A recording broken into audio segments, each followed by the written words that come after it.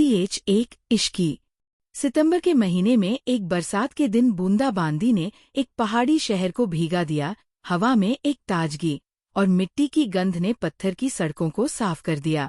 एक छोटे से शहर के इकलौते हाई स्कूल में प्रिंसिपल के ऑफिस में एक 18 साल की लड़की जा रही थी। उसने बहुत सादे कपड़े पहने थे, लेकिन इससे भी उसके खूबसूरत और भावहीन आंखों ने उसकी उदासी और अकेलेपन को नहीं छुपा सका। मिस्टर कपूर, इश्की यहाँ आती ही होगी। क्लास टीचर वंदना ने इश्की को रास्ता दिखाया, जो उसे अजीब लगा, क्योंकि वंदना मैम हमेशा से बड़े परिवार के बच्चों को ही अधिक महत्व देती थी, तो वह उसके लिए अचानक इतनी अच्छी क्यों हो। इश्की ने गेट लॉक किया तभी प्रिंसिपल सर ने कहा कि अंदर आ जाओ। इश्की अंदर गई और मुस्कुराई। इश्की ने देखा कि प्रिंसिपल के ऑफिस के वीआईपी सोफे पर एक लंबा आदमी बैठा था, जिसने महंगा सूट पहना हुआ था, जो काफी बड़े घर का लग रहा था, लेकिन उसका चेहरा इश्की से बहुत ज्यादा मिलता था। इश्की उसे ऊपर से लेकर नीचे तक देख रही थी, वह भी यही कर रहा था। इश्की के भाई अभिनव ने सोचा था कि वो उसे डीएनए टेस्ट के लिए अस्पताल ले जाएगा, लेकिन अब इसकी जरूरत नहीं थी, क्योंकि वह बिल्कुल अपनी माँ की तरह ही दिखती थी। गोरी और नाजुक त्वचा, सुंदर होंठ, उसकी सुंदरता लगभग ऐसी थी कि उसके सादे और लापरवाही से पहने गए कपड़े भी उसे पर अजीब नहीं लग रहे थे। उसमें सबसे सुंदर इश्की आकर्षक आंखें थी। वो केवल 17 या 18 वर्ष की थी, फिर भी उसकी आंखों ठंडी थी। तभी अभिनव को इश्की की आवाज आई, कौन है आप? इश्की को पता था कि उसे गोद लिया गया है और एक न एक दिन उसके असली माता पिता उसे लेने जरूर आएंगे। लेकिन उसने देखा कि माता पिता की जगह पर उसे एक लड़का लेने आया है। हालांकि वो अच्छा दिख रहा था, लेकिन वह उसके माता पिता नहीं थे। इश्की को देखकर शायद वो आदमी भी उसके मन की बात समझ गया, इसलिए वह बोला, तुम्हें और उदास होने की जरूरत नहीं है, मैं तुम्हारा बड़ा भाई हूँ इश्की। तुमने कभी बताया नहीं कि अभिनव कपूर ग्रुप के सीईओ तुम बड़े भाई हैं। प्रिंसिपल बीच में बोलने से खुद को रोक नहीं सके। इसकी इधर उधर देखने लगी। उसे भी खुद 2 साल पहले पता चला कि जब उसके माता पिता की मृत्यु एक कार एक्सीडेंट में हुई थी, तब उसकी दादी ने सच्चाई बताई थी, वो गोद ली हुई बेटी है। तब उसे समझ के आया कि उसके माता पिता उसके साथ इतना भेदभाव क्यों करते थे, और उन्होंने इसकी को दादी के पास गांव में छोड़ दिया था। जब उसके माता पिता की मृत्यु हुई, तब दादी को लगा कि उनके बाद इश्की अकेली ना हो जाए, इसलिए ऑनलाइन पोस्ट करवाया और डीएनए सैंपल भी अस्पताल में जमा कराया, ताकि इश्की अपने असली माता पिता से मिल सके। लेकिन उसने ये कभी सोचा था कि एक दिन सचमुच उसका भाई उससे मिलने आएगी, और उसने ये तो बिल्कुल भी नहीं सोचा था कि उसका भाई कपूर कॉरपोरेशन का सीईओ होगा। कपूर एक फेमस कंपनी है। इश्की को विश्वास नहीं हो रहा था, इसलिए उसने पूछ लिया कि क्या सचमुच वो उसका भाई है। अभिनव बोला, हाँ मैं तुम्हारा भाई हूँ, और मेरे अलावा तुम्हारे 4 और भाई है। 4? इश्की चौंक कर बोली, क्योंकि उसने एक भाई की भी उम्मीद नहीं थी, और यहाँ तो उसके 4 और बड़े भाई हैं। इसकी मन में सोची, 4 मतलब बहुत शोर, क्योंकि वो हमेशा से अकेली रही है, इसलिए उसे शांति में रहने की आदत है। अभी इश्की अपनी सोच में ही घूमती कि तभी उसकी दादी ने कहा, इश्की ज्यादा ही इंट्रो है, उसे घुलने मिलने में टाइम लगता है, मुझे आशा है कि आप बुरा नहीं मन। तब उसका भाई बोला, मुझे कोई परेशानी नहीं है, और मुस्कुरा दिया। अभिनव ने अपने बैग से एक बॉक्स निकाला और वो गिफ्ट इश्की को दिया और बोला, मैं पहली बार तुमसे मिलने आया हूँ, तो ये तुम्हारे लिए लाया हूँ। तभी प्रिंसिपल सर खड़े हुए और अभिनव को मक्खन लगाने के लिए बोले, इश्की तुम अपने भाई के बहुत करीब हो, मैं देख रहा हूँ कि वह तुमसे बहुत प्यार करते हो। तुम्हें स्कूलों से जाने के बाद अपने दोस्तों टीचर्स को भी याद रखना। तभी अभिनव प्रिंसिपल की बात सुनकर थोड़ा उदास हो गया और बोला, आदर्श हाई स्कूल में मेरी बहन इतने साल पढ़ी है, इसलिए मैं स्कूल को और बड़ा बनाने के लिए पैसे डोनेट करके उसका एहसान भी चुका दूंगा।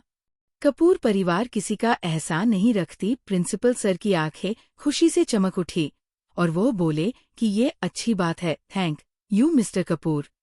अपने भाई की दयालुता से इश्की काफी प्रभावित हुई, इसलिए खुशी से उसने अपने भाई का गिफ्ट ले लिया। इससे पहले कि इश्की और अभिनव और बात करे प्रिंसिपल सर ने चापलूसी से भरी कुछ और बातें की। स्कूल के सामने एक रोल्स रॉयस खड़ी थी, जिसको दूसरी कई लग्जरी कारों ने घेरा था, जिसे सभी का ध्यान लिया। तभी रूही वहां आई। जैसे ही वह कार से बाहर निकली, उसके दोस्त ने उसे रोक लिया और बोली, तुम यहाँ हो, मैं तुम्हें कब से ढूंढ रही थी। लेकिन रूही का ध्यान उसे पर न होकर रोल्स रॉयस कार पर थी।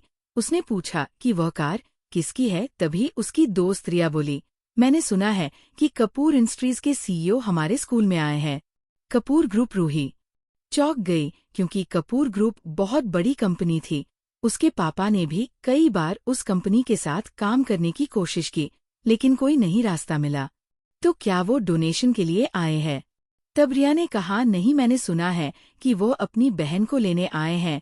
उनकी बहन, वो भी यहाँ? रूही ने अविश्वास से पूछा, कपूर परिवार का कोई इतना बेकार स्कूल में कैसे पढ़ सकता था?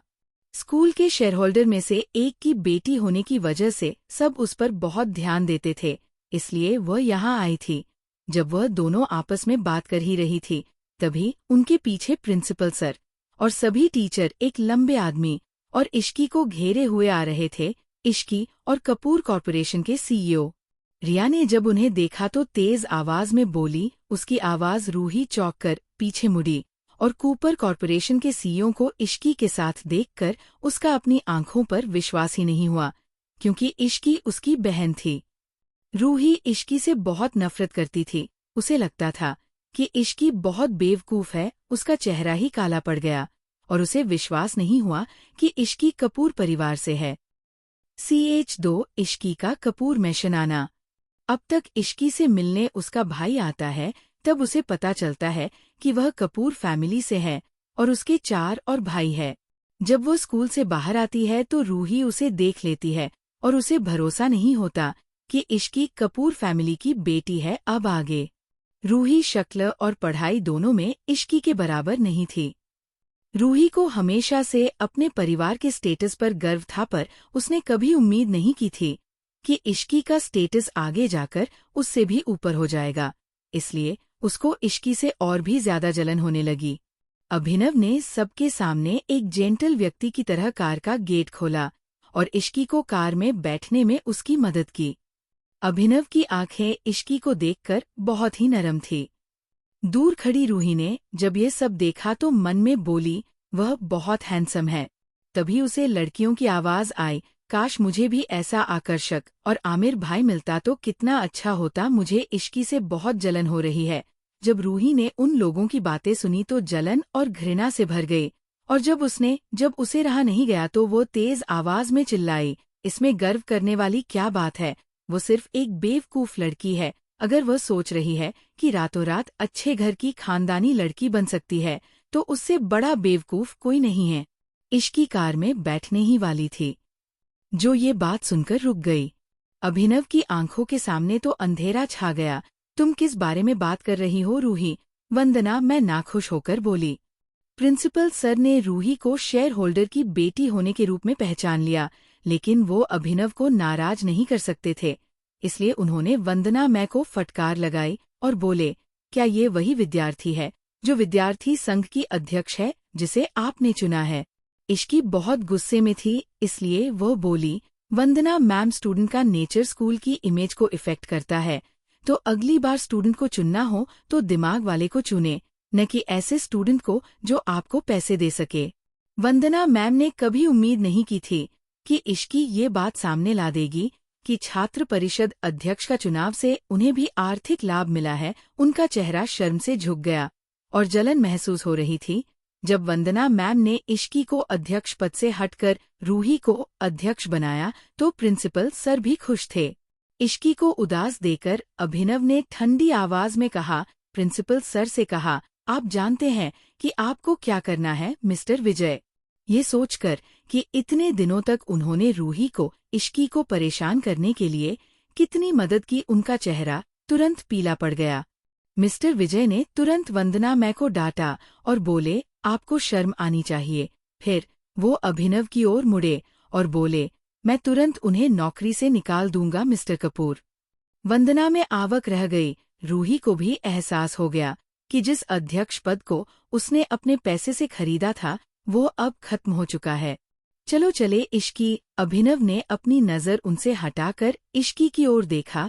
उसकी नज़रें सॉफ्ट हो गई और उसकी ठंडी अभिव्यक्ति तुरंत गायब हो गई। ठीक है, बोलकर इश्की कार में बैठ गई और अभिनव इश्की और दादी को लेकर वहां से चला गया और छोड़ गया लोगों को जलते हुए इश्की से। रोल्स रॉयस जल्दी ही इश्की के छोटे से घर के पास पहुंच गया जहां इश्की और उसकी दादी एक साथ रहती थी। अभिनव ने सामान उठाने के लिए इश्की का पीछा किया। इश्की के पास कुछ ही चीज थी, जैसे एक स्कूल बैग, नोटबुक और कुछ कपड़े। ये बहुत कम है, जब हम बेंगलुरु जाएंगे तो तुम्हारे लिए नई नई चीज खरीदेंगे, अभिनव ने बहुत सोच समझकर कहा। वो नहीं चाहता था कि इश्की को किसी बात का बुरा लगे और वह ज्यादा सोचे। मुझे ज्यादा चीजें पसंद नहीं, इश्की ने अपनी दादी माँ का हाथ पकड़ते हुए कहा। उसे परेशानियां पसंद नहीं थी, इसलिए वो हमेशा इन सब चीजों से दूर रहती थी ताकि वो सिंपल लाइफ जिए। जब ड्राइवर ने सुन तो उसकी तो आंखें ही बाहर आने वाली थी। कूपर कॉर्पोरेशन के सीईओ होने के कारण सभी लोग अभिनव को खुश करने की कोशिश करते रहते हैं, और आज जब वो पहली बार किसी लड़की के लिए कुछ खरीदना चाहते हैं तो वह मना कर रही है। उसने उन लोगों के बारे में सोचे हुए जिन्होंने अभिनव को नाराज किया, उनके साथ क्या हुआ यह याद कर ड्राइवर कुछ बोलने की हिम्मत ही नहीं कर पाया और खुद को वहां ना दिखाने की कोशिश करने लगा। लेकिन वह ये बात देखकर चौंक गया कि अभिनव उस पर गुस्सा ना होकर इश्की को ऐसी मुस्कान दी जैसे बोल रहा हो, आज नहीं तो कल वह उसके साथ कुछ खरीदने का इंतजार करेगा। कार में बैठने से पहले इश्की ने दादी से बार बार कहा कि वह उन्हें बाहर ना देखें ताकि उन्हें दुख ना हो। उसकी आवाज बहुत कोमल थी। इश्की ने दादी से कहा कि वह उनसे मिलने आती रहेगी। दादी ने भी ठीक है कहा। दादी ने इश्की का हाथ छोड़ दिया। उनका मन बिल्कुल भी नहीं था, पर उनके पास कोई दूसरा रास्ता भी नहीं था। जैसे जैसे कार आगे बढ़ी, इश्की दादी की आकृति को छोटा हुआ होते हुए देखती रही। जब अभिनव ने इश्की को उदास देखा तो उसे रहा नहीं गया और बोला, अगर तुम चाहती हो तो उन्हें बेंगलुरु ले जा सकते हैं और तुम उनके साथ रह सकती हो। मैं इसके बारे में इंतजाम करवा दूंगा। तब इश्की ने कहा, नहीं, वह यहाँ ठीक है, यहाँ उन्हें सब जानते हैं।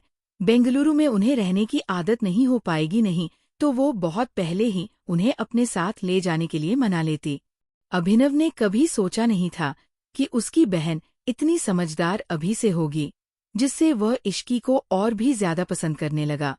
उसके बाद दोनों ने कुछ नहीं कहा और घर में शांति रही। इश्की खिड़की से बाहर देख रही थी, जिसे शहर में वह रहती थी। वह पीछे जा रहा था। इश्की ने सोचा, अब उसकी दादी के जाने के बाद उसे खुद को छुपाने की जरूरत नहीं पड़ेगी। कार कुछ घंटे तक ऐसे ही चलती रही। तभी अभिनव ने कपूर मैंशन को देखकर कहा, हम आ गए, मम्मी पापा यही है।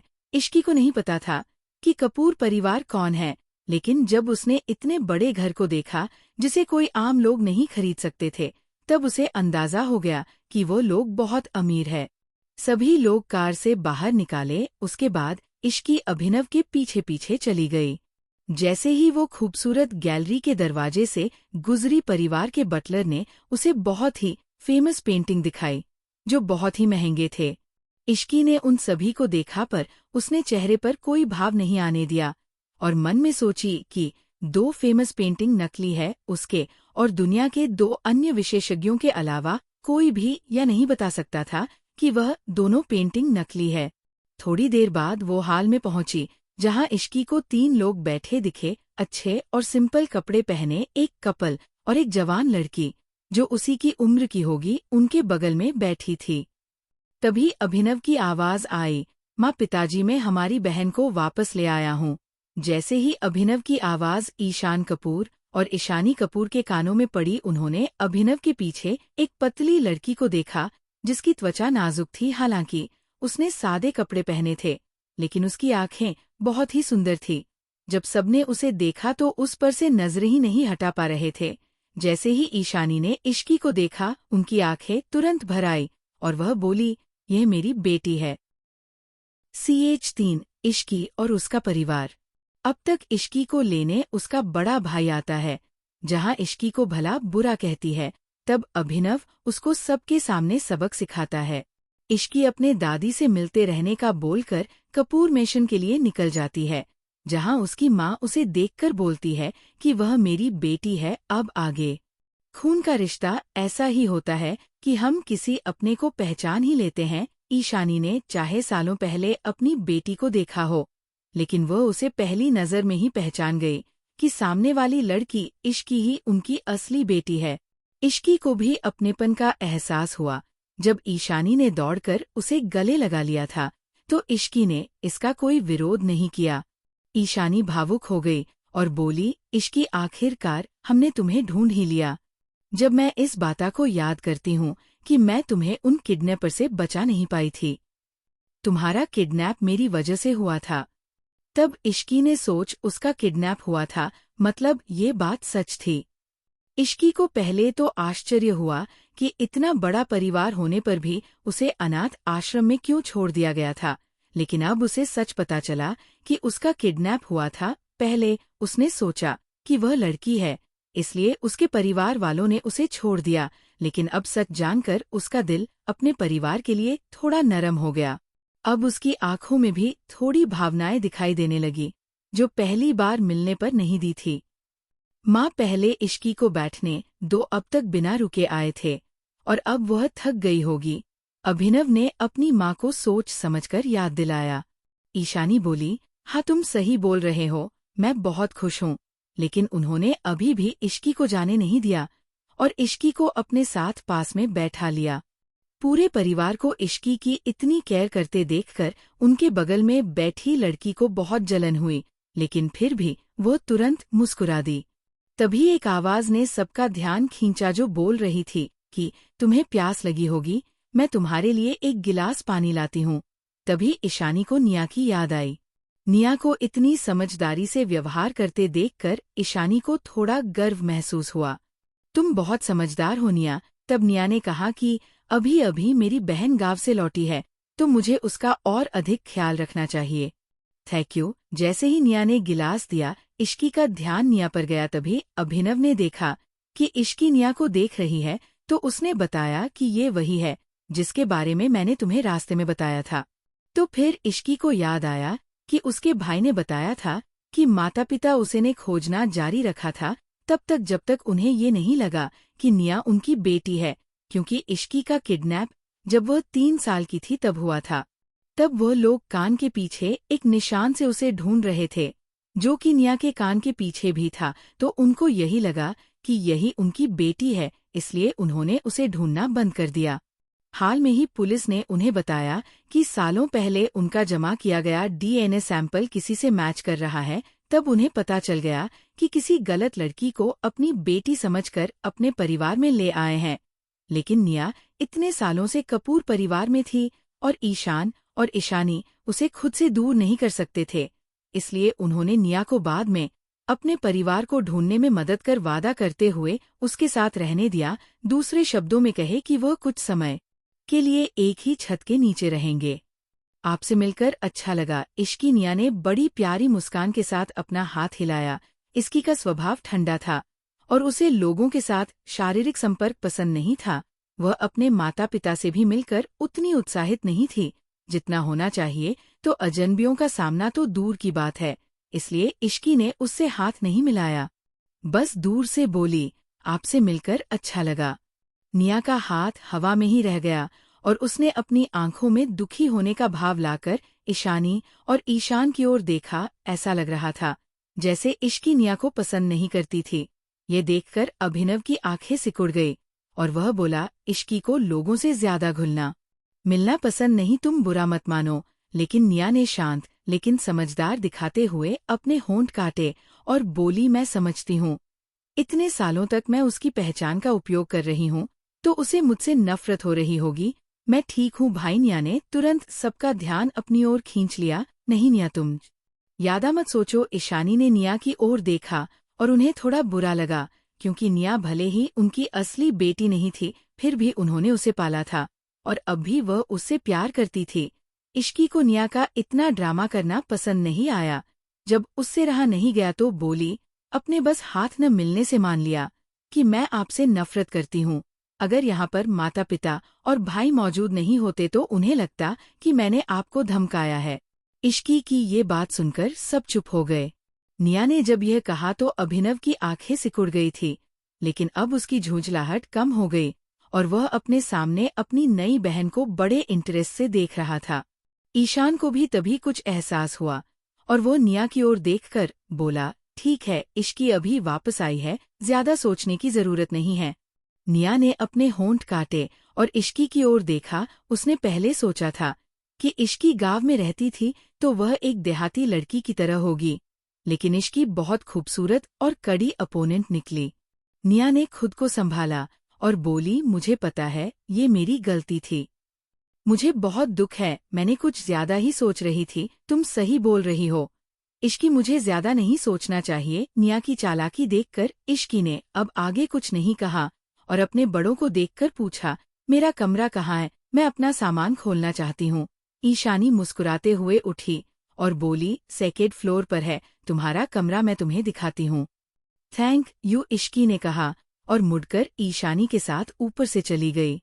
तीनों के चेहरों की खुशी निया की आंखों में चुभ रही थी। इश्की के परिवार में लौटने से पहले उसके माता पिता का सारा प्यार उसे ही मिलता था, लेकिन अब जब उन्हें पता चल गया है कि वह उनकी बायोलॉजिकल बेटी नहीं है, तो वह अपना सारा प्यार इश्की को दे रहे हैं। निया, अभिनव अचानक से बोलता है। निया ने तुरंत अपनी आंखों में आए भाव को काबू में किया और मुस्कुराकर बोली, बात है भाई। अभिनव ने उसकी कठोर नजरों को देखा और ये आशा करते हुए कि उसने निया की आंखों में जलन और उदासी के भाव जो देखे वो सच नहीं था, बोला, इश्की अभी आई है, आपका दूसरा भाई, और मैं काम में बिजी है, और तीसरे और चौथे भाई स्कूल में है, इसलिए आपको इश्की के नए स्कूल में जाने से पहले कुछ दिनों तक उसका ख्याल रखना होगा। फिर से इश्की निया परेशान हो गई, फिर भी मुस्कुराई और बोली, जरूर भाई, आप मुझ पर भरोसा कर सकते हैं। अभिनव को थोड़ी शांति मिली। मैंने आपका डीएनए सैंपल पुलिस को दे दिया है और मुझे विश्वास है कि जल्द ही आपका परिवार मिल जाएगा, चिंता मत करो, ठीक है। निया की आवाज कड़वाहट से भरी थी क्योंकि उसके अंदर नफरत बढ़ गई थी। इश्की की वजह उसे परिवार से बाहर निकालने के लिए सब इतने बेताब थे ताकि वह एक परिवार के रूप में फिर से एक साथ रह सके। निया ने चुपचाप अपने दांत पीस लिए। इश्की के प्रति उसकी नाराजगी और अधिक बढ़ गई। CH4 इश्की के दादाजी। अब तक इश्की अपने परिवार से मिलती है जहां उसे पता चलता है कि उसका किडनैप हुआ था और उसकी जगह पर निया को गलती से परिवार में लाया गया था। निया चालाकी से इश्की को नीचे दिखाना चाहती थी, लेकिन इश्की भी उसको अच्छे से जवाब देती है। अभिनव निया को इश्की का ख्याल रखने के लिए बोलता है। अब आगे अभिनव को सचमुच बहुत काम था, इसलिए वो निया को समझाने के बाद अपने ऑफिस चला गया। ईशानी इश्की को सेकंड फ्लोर के राइट साइड के कमरे में ले गई। इश्की के मुंह का कोना मुड़ गया जब उसने देखा कि कमरे के अंदर सब कुछ पिंक ही था जैसा लड़कियों को पसंद आता है। तब ईशानी ने कहा, हमें नहीं पता था कि आपको क्या पसंद है, इसलिए निया की सलाह से और कुछ उसकी पसंद से यहाँ बहुत सी चीज चुनी गई है। निया के बारे में बात करते समय ईशानी की आंखें कोमलता से भर आई। ईशान को डर था कि कहीं इश्की को बुरा न लग जाए और वो ज्यादा ना सोचने लगे, तो उन्होंने ईशानी को हिंट दिया। ईशानी भी होश में आई और वह बोलते समय काफी सावधान हो गई। आपको ये पसंद है? इश्की भी कभी भी इन चीजों को लेकर नखरेबाज नहीं थी, बस उसके लिए चीज थोड़ी ज्यादा थी, लेकिन फिर भी उसने प्यार को स्वीकार की कर लिया और बोली, थैंक यू। ईशानी को राहत मिली कि उनकी बेटी को भी ये पसंद आया, इसलिए उन्होंने बोलना जारी रखा, चेयर पर रखे हुए गिफ्ट आपके अन्य भाइयों के हैं, वो सभी काम और स्कूल गए हैं, आमतौर पर अक्सर वो वापस नहीं आते हैं, इसलिए उन्होंने गिफ्ट पहले ही यहाँ रख दिए हैं। इश्की को और जानकर बहुत खुशी हुई कि उसके भाई भी उसे दिल से चाहते हैं। ईशानी को लगा कि इश्की सभी चीजों का उपयोग कैसे करते हैं नहीं जानती होगी, इसलिए एक एक करके सबके बारे में बताने लगी। उसके बाद अपने चेहरे पर अजीब भाव लाते हुए इश्की को बिस्तर पर बिठा दिया और बोली, ये आपका परिवार है, इसलिए ज्यादा मत सोचो और किसी चीज की जरूरत हो तो बस मुझे बता देना, ठीक है। अपनी माँ का हाथ पकड़ते समय इश्की को एक बार फिर से इस माँ बेटी के रिश्ते का एहसास हुआ। उसे थोड़ा अच्छा लगा और ये दिल को छू लेने वाला भी था। इश्की ने अजीब तरीके से अपना सिर हिलाया। थैंक यू माँ, थैंक यू पापा, इश्की बोली। ईशान ने कुछ कहा नहीं था, लेकिन जब इश्की ने उन्हें पापा कहा तो वो खुश हो गए। दोनों ने कुछ और बातें की और फिर उन्होंने इश्की को अकेला छोड़ दिया ताकि वो आराम कर सके। इश्की को अब बाथटब में लेटे हुए आराम महसूस हो रहा था। वो हमेशा से अपनी दादी के घर पर एक बाथटब लगाना चाहती थी, लेकिन उसे इस बात का डर था कि दादी को पैसे कहाँ से आएंगे, सवालों के जवाब देने पड़ेंगे। इसलिए पैसे होने के बावजूद भी उसे वास्तव में ऐसा करने का मौका नहीं मिला। बेंगलुरु आने के बाद वो अब अपनी दादी की देखभाल नहीं कर सकती थी, लेकिन कम से कम उसे अब अपनी पहचान छुपाने की जरूरत नहीं थी। नहाने के बाद भी अभी खाने का टाइम नहीं हुआ था, इसलिए इश्की ने आसपास की चीज को देखने का और आने वाले टाइम में अपने काम को आसान बनाने के लिए बाहर टहलने का मन बनाया। लेकिन इससे पहले कि वह जा पाती, एक मेड ने आकर उसे लिविंग रूम में जाने के लिए कहा। जैसे ही इश्की नीचे आई उसने देखा कि एक बूढ़ा आदमी सोफे पर बैठा हुआ था। ईशान ने इश्की को देखा और तुरंत बैठने का इशारा किया। ये तुम्हारे दादाजी है। इश्की एक छोटे शहर में रह रही थी, लेकिन वो काफी बड़े लोगों के कांटेक्ट में आई थी, खासकर हाई प्रोफाइल लोगों के। मिस्टर कपूर की उम्र 70 से ऊपर थी, लेकिन वो काफी स्वस्थ थे। उनमें परिवार के हेड होने के सारे गुण थे। इश्की ने दादाजी का सम्मान पूर्वक स्वागत करते हुए अपना सिर थोड़ा झुकाया और बोली, नमस्ते दादाजी। हम मिस्टर राम कपूर ने जवाब दिया। अपनी नजर हटाने से पहले दादाजी ने इश्की को ध्यान से देखा। दादाजी ईशान की ओर मुड़े और बोले, ये वास्तव में अभिनव और अन्य भाइयों की तरह दिखती है। मैंने आपको डीएनए टेस्ट करने के लिए कहा था, लेकिन आपने नहीं सुना। इश्की थोड़ा चौंक गई। ऐसा लग रहा था कि मिस्टर कपूर को निया पसंद नहीं है। आपने जो कहा उसे निया को बुरा लग सकता है। ईशानी को ये अच्छा नहीं लगा, इसलिए वो बोल पड़ी। मिस्टर कपूर ने उनकी ओर देखा और बोले, अगर वो नहीं होती तो मेरी पोती इतने सालों तक वहाँ नहीं होती जहाँ उसे नहीं होना चाहिए। हमारे परिवार ने निया को इतने सालों तक पाला है और हमने कभी उसे पैसे वापस करने को नहीं कहा। इससे नुकसान कैसे हो सकता है? मिस्टर कपूर को पता था कि वह किस बारे में बात कर रहे थे, और इससे इश्की के मन में दादाजी के लिए सम्मान और बढ़ गया। ईशान ने निया को देखा और बोले, निया तुम अपने कमरे में जाओ। ठीक है। निया वहाँ खुद भी नहीं रुकना चाहती थी, इसलिए वो जल्दी से अपने कमरे में चली गई। फिर ईशान अपने पिता से बोले, पिताजी, अब अभिनव निया के माता पिता को ढूंढ रहा है। जैसे ही हम उन्हें ढूंढ लेंगे, निया का उनके माता पिता के पास वापस भेज दिया जाएगा। ईशान ने कोशिश की अपने पिता को आश्वस्त कर सके। मिस्टर राम कपूर ने अपनी आंखें उठाई और बोले, आप उसके माता पिता को नहीं ढूंढ पा रहे, तो क्या आप अभी भी उसे अपने घर पर रख रहे हैं? मिस्टर कपूर की बात से ईशानी एक पल के लिए स्तब्ध रह गई। पिताजी, मुझे पता है कि आप हमारे बारे में सोचते हैं, लेकिन निया इतने सालों से हमारे साथ रह रही है, इसलिए मैं नहीं चाहती कि वह बिना घर के चली जाए। इश्की ने अपनी माँ की तरफ देखा, जिनका चेहरा गंभीर था। उसे पता चल गया कि उसकी माँ एक दयालु और नरम दिल की औरत है। मिस्टर राम कपूर एक पल के लिए रुक गए, लेकिन फिर भी दृढ़तापूर्वक कहा, 3 महीने, ज्यादा से ज्यादा 3 महीने के बाद उसे दूर भेज दिया जाना चाहिए। मैं नहीं चाहता कि लोग कपूर परिवार पर हंसे कि हमने दूसरों के लिए बच्चों का पाल पोषण किया है। ईशान ने मिस्टर कपूर की चिंता को समझा और सिर हिलाया। पिताजी, चिंता मत कीजिए, मैं निया के माता पिता को जल्द से जल्द ढूंढ लूंगा। मिस्टर कपूर ने सर हिलाया। इस बीच किसी ने ध्यान नहीं दिया कि निया ऊपर कोने में छुपकर इश्की को गुस्से से घूर रही थी। मिस्टर राम कपूर शुरू से ही निया को पसंद नहीं करते थे। अब जब इश्की वापस आ गई है तो वो पूरी तरह से मजाक बन गई है। निया ने सोचा कि वो दादाजी को ये एहसास जरूर करवाएगी कि इश्की बस एक देहाती लड़की और निया उससे 1000 गुना बेहतर थी। मिस्टर कपूर ने पीछे मुड़कर इश्की की ओर देखा। वो जितना इश्की को देख रहे थे उन्हें उतनी पसंद आ रही थी। आखिरकार वह उनकी असली पोती थी। जब बाकी बूढ़े लोग अगली बार अपने पोतियों के बारे में बात करेंगे तो वह भी उनके साथ शामिल हो सकते थे और अपनी अनमोल पोती के बारे में बता सकते थे। मैंने सुना है कि आप आदर्श हाई स्कूल में पढ़ती थी। आपका स्कूल में प्रदर्शन कैसा था? मिस्टर कपूर ने इश्की से पूछा। पिताजी, छोटे शहर में शिक्षा की गुणवत्ता हमारे यहाँ जितनी अच्छी नहीं है, इसलिए इश्की पर दबाव न डालें। ये जानते हुए कि मिस्टर कपूर सीधी बात करते हैं, ईशानी ने इश्की के बचाव में आ गई, क्योंकि उन्हें डर था कि इश्की शायद इसका जवाब नहीं दे पाएगी। CH5 इश्की और दादाजी की बातें। अब तक इश्की के माता पिता इश्की से मिलकर बहुत खुश होते हैं और उसे उसका रूम दिखाते हैं और उसे ये भी बताते हैं कि उसके भाइयों ने उसके लिए गिफ्ट दिए हैं, जिससे उसे बहुत अच्छा लगता है। तभी उसे पता चलता है कि उसके दादाजी उससे मिलने आए हैं। दादाजी निया को पसंद नहीं करते थे, लेकिन इश्की का व्यवहार उन्हें बहुत पसंद आता है। वो इश्की की पढ़ाई को लेकर सवाल पूछते हैं। अब आगे इश्की की माँ ने इश्की को बचाने के लिए कहा कि छोटे से गांव की पढ़ाई से यहाँ की पढ़ाई काफी अच्छी है।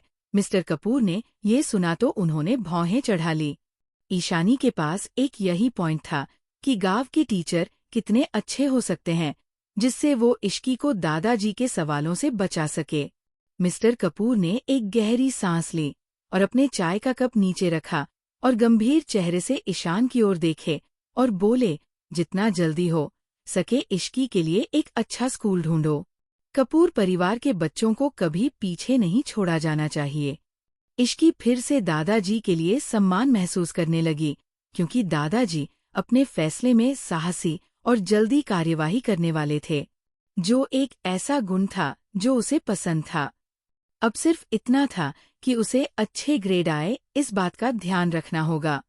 तभी ईशान ने पहले ही गारंटी दे दी थी कि वह उसकी व्यवस्था कर देगा। मिस्टर कपूर ने सिर हिलाया और इश्की की ओर फिर से देखा। मैं जानता हूँ कि छोटे शहर में पढ़ाई की क्वालिटी अच्छी नहीं है, लेकिन मेरे सभी पोते पोती सभी परीक्षाओं में फर्स्ट से 5 ग्रेड में होते हैं, तो फिर आप भी मुझे निराश नहीं कर सकती, आप जानती हैं ना। ये देखकर कि दादाजी को उसके पढ़ाई की इतनी परवाह है, वो दादाजी से बोली, आप चिंता मत कीजिए दादाजी। वो खुद भी अपनी पहचान खोना नहीं चाहती थी। बहुत अच्छे इश्की का आत्मविश्वास और सभ्य व्यवहार देखकर मिस्टर कपूर बहुत खुश हुए। उन्होंने अपने बेटे को ऑर्डर दिया, मैं आज वापस जाऊंगा और कुछ दिनों में तुम्हें इश्की को पुराने घर लाना होगा, ताकि सभी लोग एक साथ टाइम बिताएं। ईशान और ईशानी का चेहरा बदल गया। पिताजी, क्या ये जरूरी है? मिस्टर कपूर के 4 बेटे थे। सबसे बड़ा बेटा बिजनेसमैन था, दूसरा डॉक्टर और तीसरा एक बैंक चलता था। बस ईशान की खराब तबीयत के कारण वो कूपर कॉरपोरेशन के बिजनेस में शामिल नहीं हो पाया था, इसलिए ईशान दूसरे देश चला गया था। कारण था कि उनके 3 भाइयों के साथ संबंध उतने अच्छे नहीं थे और वह एक दूसरे के साथ कम ही बातचीत करते थे। वह केवल मिस्टर कपूर के बर्थडे और त्योहारों के समय ही उनके घर जाते थे। फिर भी जब भी वह एक साथ होते, ईशान और ईशानी को अन्य 3 कपल ताना मारते थे। ईशानी को बहुत बुरा लगता था। इश्की का घर आना अच्छी बात थी, लेकिन वो नहीं चाहती थी कि उनकी बेटी को भी उनके तानों का सामना करना पड़े। पिताजी सही है, इश्की अभी लौटी है और परिवार के सभी लोगों को एक दूसरे को जानने की जरूरत है। ईशान थोड़ा उदास होकर बोला, उसके अलावा मैं इश्की को रॉयल ड्रीम इंस्टीट्यूट में भेजने का सोच रहा हूँ और मुझे सबसे बड़े भाई की जरूरत पड़ेगी। रॉयल ड्रीम इंस्टीट्यूट एक कॉलेज और एक हाई स्कूल में बनता था। ये बेंगलुरु की सबसे अच्छी एजुकेशन इंस्टीट्यूट थी और इसकी एजुकेशन की क्वालिटी काफी अच्छी थी, बस एंट्री क्राइटेरिया काफी हाई था। ईशान अपनी बेटी के लिए कुछ भी कम नहीं चाहता था, इसलिए रॉयल ड्रीम इंस्टीट्यूट में एडमिशन करवाने पर जोर दे रहा था। क्या रॉयल ड्रीम इंस्टीट्यूट अच्छा है? इस कॉलेज के बारे में जानकारी न होने के कारण इश्की को लगा कम से कम वहाँ किसी को तो वो जानती है। बेशक ये बेंगलुरु का सबसे अच्छा स्कूल है, आपके भाई भी उसी स्कूल में पढ़ते हैं। यदि अपने भी रॉयल में इंस्टीट्यूट में हाई स्कूल में एडमिशन लिया तो वह आपकी देखभाल कर सकती है, ईशान ने प्यार से कहा। लेकिन जब पिछली बार पिताजी ने राघव से समर को स्कूल में एडमिशन के लिए मदद करने के लिए कहा तो उनकी पत्नी को अच्छा नहीं लगा। इस बार उन्हें और अच्छा नहीं लगेगा। मुझे लगता है कि ईशानी ने चिंता के साथ कहा, हम दूसरे तरीके के बारे में क्यों नहीं सोचते? ईशानी परिवार के भी कुछ अच्छे संबंध थे। ईशानी को अपनी बेटी की खातिर ये कोशिश कर सकती थी। कोई बात नहीं राघव, और उसकी पत्नी किसी भी समस्या से बचते हैं। वह बुरे लोग नहीं है, वह बस शिकायत करेंगे। मुझे बस इश्की का रॉयल ड्रीम इंस्टीट्यूट में एडमिशन दिलाना है। ईशान बोलता, सब कुछ करेंगे जो कर सकते हैं। ईशानी बहुत खुश हो गई, लेकिन उन्हें ऐसा करते उसे दुख भी हुआ। जब इश्की ने देखा कि उसके माता पिता उसके लिए कुछ भी करने को तैयार थे, तो इश्की ने अपनी पलकें झपकाई। उसे समझ में नहीं आ रहा था कि क्या उसे उन्हें बताना चाहिए कि वह रॉयल इंस्टीट्यूट में किसी को जानती है। तभी मिस्टर कपूर बोले, ईशान, राघव मदद करेगा, भले ही वो ना करना चाहता हो। मैं इश्की के साथ खड़ा हूँ। मिस्टर कपूर की आंखें पूरी तरह से स्नेह से भर आई। वो आभारी है कि उनके बेटों की वजह से अभी तक वो ठीक ठाक है, नहीं तो वो अपनी असली पोती से कभी मिल नहीं पाते। तो ये स्वाभाविक है कि वह उसे एक छोटी राजकुमारी की तरह प्यार करते थे। इश्की के शब्द गले में ही रह गए। उसने अपने जीवन में पहली बार अपने परिवार की सुरक्षा को महसूस किया, इसलिए उसने फैसला किया कि वह ये सब खुद ही सुलझा लेगी और नहीं चाहेगी कि उसका परिवार उसके बारे में बहुत अधिक चिंता करें।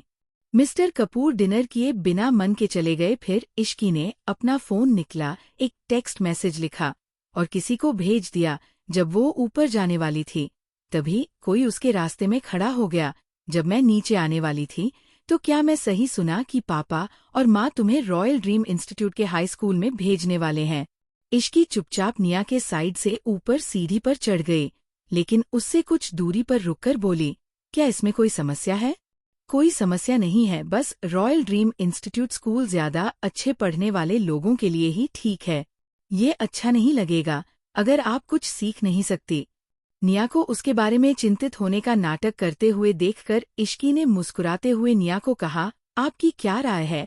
इश्की के अचानक सवाल ने निया को चौंका दिया। उसने खुद को शांत करते हुए कहा, पापा और माँ आपको रॉयल ड्रीम इंस्टीट्यूट के हाई स्कूल में भेजने के लिए बहुत कोशिश कर रहे हैं, लेकिन आपके खराब ग्रेड सब कुछ बर्बाद कर देंगे। आपके लिए बेहतर होगा कि आप दूसरे स्कूल में जाने के लिए बोले। आगे के एपिसोड्स के लिए सब्सक्राइब और लाइक करें।